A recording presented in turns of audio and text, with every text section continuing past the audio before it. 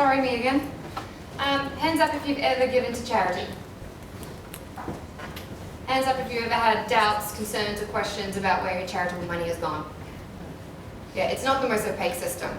You can go on some websites, like Oxfam, for example, who give a breakdown of where every pound goes. 10% goes to admin costs, 20% goes to fundraising, and 70% goes to programs. But even then, 70% that goes to programs, that's also advocacy, that's campaigns, etc. Not much actually goes to the beneficiary. When I was in high school, I got a sponsor child, and I paid $30 a month for my sponsor child. And my brother laughed at me, and he said, you know, only $3 is actually going to go to them. And I thought, well, at least it's $3. But that's not okay. There's got to be a better system. There's got to be a better way. And so HumanityX, we want to disrupt the charity system. We want to disrupt donor transparency.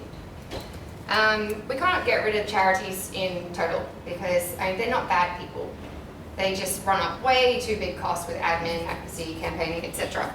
So what I'm going to do is disrupt it by increasing donor transparency, reducing administrative and logistical burdens, and digitizing, innovating, and automating processes.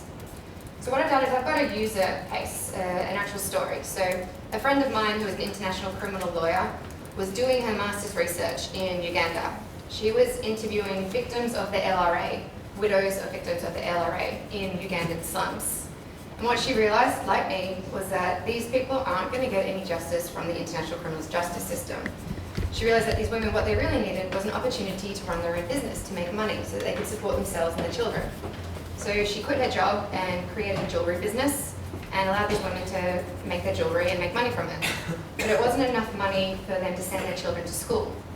So she started posting on Facebook saying, hey, to my friends in Europe and around the world, if you transfer me $50, I can physically walk to the school, give them the $50, and you will have paid for a child's education for a semester. So she started doing this, and it got a lot of momentum with her friends. All her friends went, yeah, this is a great idea. So it grew, and now she's got about 100 people transferring money, and she's taking that money to the school and paying the school fees for these kids. She takes photos of the kids, she sends the sponsor the school report, etc. This is never going to scale. It's never really going to go beyond her and her friends because it's a trust system.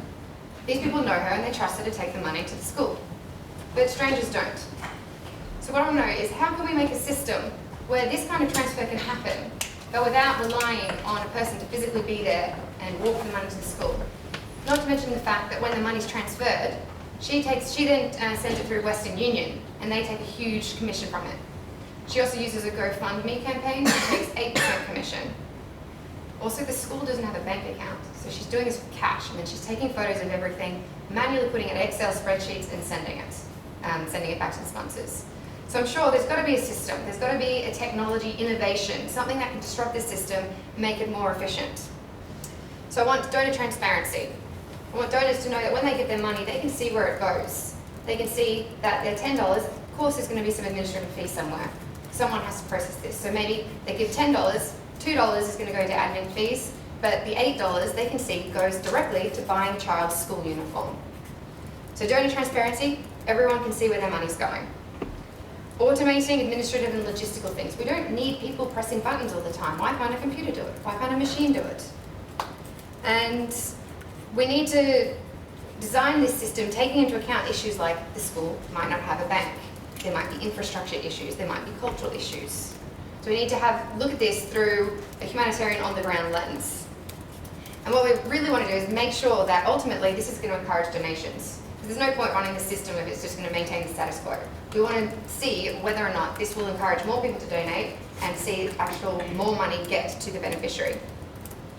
So that's what I'm hoping to do today, is disrupt the charity industry.